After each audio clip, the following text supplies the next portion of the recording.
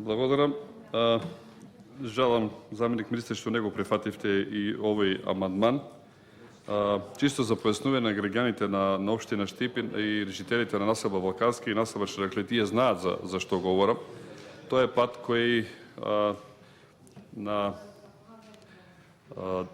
задниот дел од населбата Балканска ги поврзува двете населени места и тоа е идеално затоа што сега во последно време таму многу куќи се изградија, инаку населбата Балканска датира таму некаде 50 години кога се доселуваат првите жители, луѓе кои претежно довајќи од Егејска Македонија нема каде и тука некаде прават живеалиште.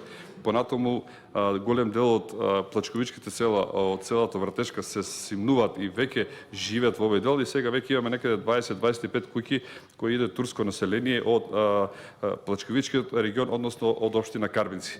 Така да луѓето почнуваат да бегат од тој дел затоа што она што претходно не го усвоивте тој пат и патиштата имаат проблем за понатамошното нивно функционирање.